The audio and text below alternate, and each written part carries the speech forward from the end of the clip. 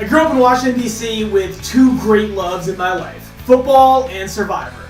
In 5th grade, I got yelled at for organizing a Survivor game because it was too mean to vote the other kids out.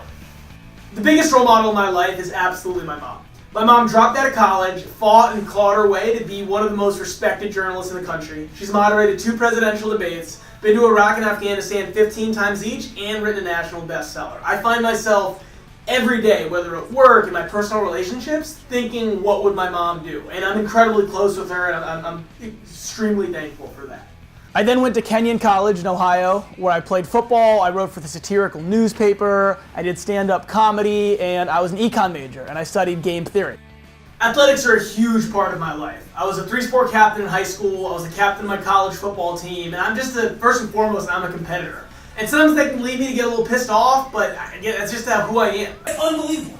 I get it if I'm late for my flight and I miss it, how we don't get a refund. I understand that you tip your hat and you move on. This is unbelievable. The flight didn't exist. The flight did not exist. How are we not getting paid back? You didn't call us, you didn't email us. We got to the airport waiting in line for 2 hours and the flight did not exist. I attack everything in life with passion. If I'm not doing something with passion, or if you're not doing something with passion, I don't see the point in doing it. You know, whether you're going to a sports game, whether you're watching a movie, whether you're sitting at your desk, everything you do, you should have passion doing. That's what I'm bring to Survivor.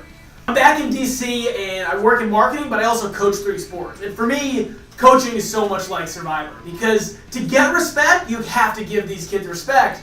But at the same time, if you want to win and you want to move on, you've got to be cutthroat. You've got to be willing to take a kid you may like, sit him on the bench for the rest of the season because he's not producing.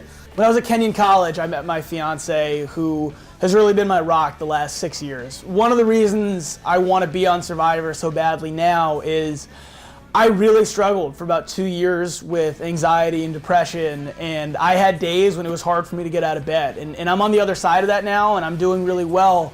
And I think if I can be a strong guy who goes out and wins Survivor or even is on the show, and be open about my mental illness, I think that can do so much for so many kids out there and even adults who struggled with the same thing that I did. I would say one thing about me is I feel like I'm always the smartest person in the room, and I've been in the room with some pretty smart people. You should be on Survivor because you're smart and you're handsome and you're sneaky, but somehow everybody still likes you. Did that go in? Yeah.